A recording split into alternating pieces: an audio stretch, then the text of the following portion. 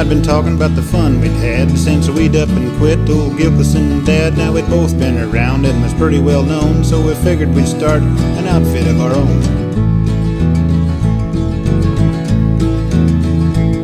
Now starting a new business ain't too easy, you know. Trying to think of a name and come up with the dough to pay all the dues, state and federal fees, so we could get started, go out and cut some trees.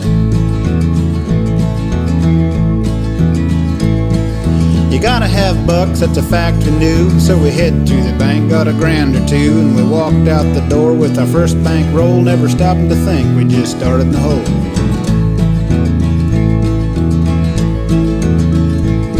Well, we left that banker with his head in a spin. We'd wooed him and wowed him and talked him right into giving us that $1,000 without batting an eye on a short-term loan with the interest real high.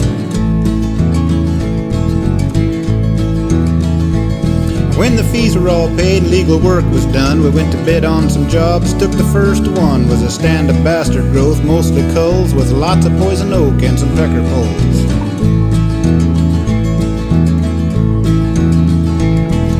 We worked every day and some weekends for fun. Figured our profit be next to none. With 2 sets of jacks and 4 new saws, we more than used up our first couple draws. When the money started coming, things looked alright till Snow and the logger, they got in a big fight. He said he owed us more than he was willing to pay, but knowing my partner will be even someday.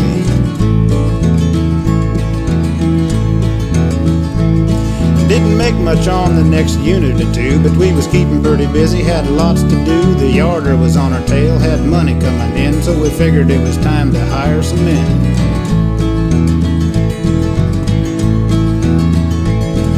Unless you've had the pleasure of a payroll or two, making the taxes and the insurance that's due, you've never experienced how a business is run. One minute you got money and the next you got none. Now hiring a good man is a hard thing to do. There's a lot of men around, but the good ones are few, and you gotta have some that will carry their load, or you'll end up sending them down the road.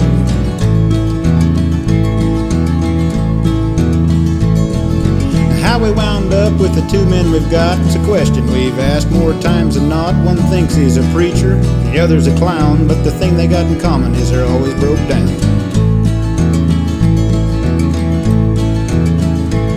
We took one job 100 miles away. It took 2.5 hours just to drive one way. Never a quiet ride with those 2 around.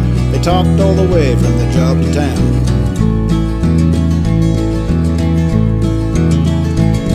Way home one night with the 2-way on, Duke's knee against the mic. Didn't take long to send over the air everything they'd done, from their first experience to the very last one.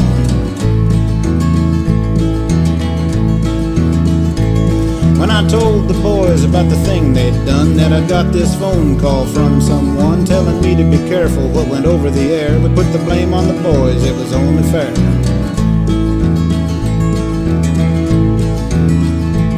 Well, they laughed and joked about the radio, but they were both kinda glad everyone didn't know who it was that'd been talking. And from now on, if you want 'em quiet, just turn the radio on.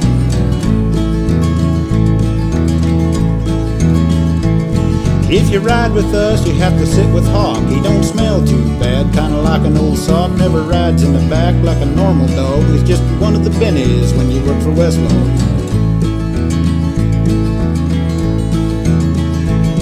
Now Westlog hasn't been around a long time. We're not a cheap outfit, still we're not the kind to pay a big bonus and family insurance plan, but come Christmas time you get a turkey or ham.